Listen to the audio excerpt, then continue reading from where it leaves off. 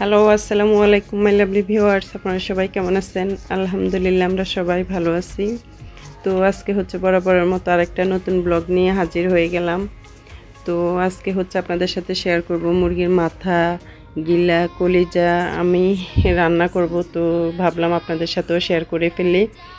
তো এখানে হচ্ছে আমি এই মুরগির কলিজা অনেকে পছন্দ করে, অনেকে আবার পছন্দ করেন না। তো আমরা আসলে অনেক বেশি পছন্দ করি, শুধু পছন্দ না অনেক বেশি পছন্দ কলিজা আমাদের সবারই মোটামুটি, আলহামদুলিল্লাহ।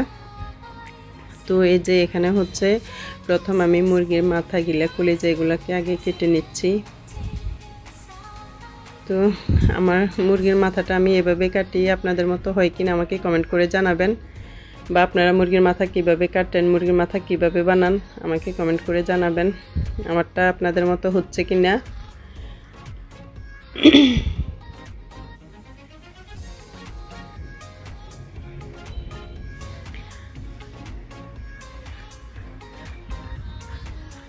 তো এই যে এখন আমার সবগুলা মুরগির মাথা, গিলা, কলিজা সবগুলো আমার কাটা হয়ে গেছে।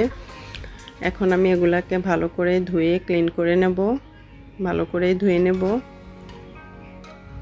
তো এই যে এখানে আসলে আমি ধুয়ে নেওয়ার পর বা রান্না, এটা আসলে আমি আপনাদের সাথে শেয়ার করতে পারিনি, যেহেতু আমার ছোট্ট একটা বাবু আছে, তো আমার মেয়েটার জন্য।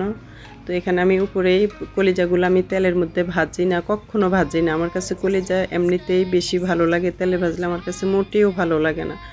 তো সেই জন্য আমি আগে মুরগির মাথা, আলু এগুলো ভালো করে তেলের মধ্যে কষিয়ে জল দিয়ে তারপরে হচ্ছে উপরে কলিজাগুলা উপরে দিয়ে দিছি। আর এখন সবগুলা একসাথে মিশিয়ে নিচ্ছি।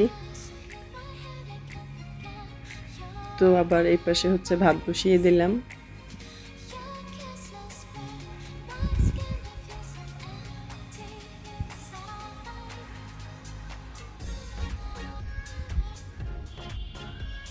তো আর কি, এই যে এখানে আবার ভাত ফুটটা শুরু করছে, এই জন্য আমি পানিটা একটু কমিয়ে দিলাম। তো এখন আমি মুরগির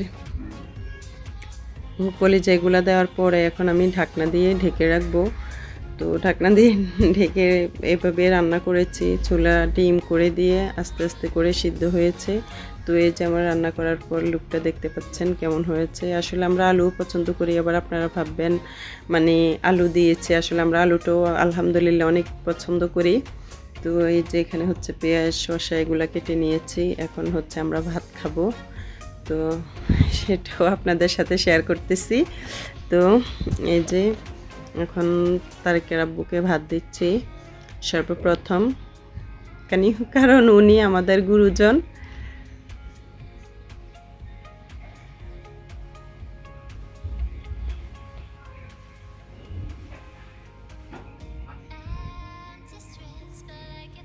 এই যে আমার আম্মুনিটা, আমার মামুনিটিকে সবাই দোয়া করবেন। মামুনি একটা পলিথিন দিয়ে খেলতেছে, কি খুশি আমার আম্মুটা, অনেক খুশি আমার কাছে আসার জন্য এরকম করতেছে। তো ভিডিওটি যদি ভালো লাগে তো একটা লাইক দিবেন,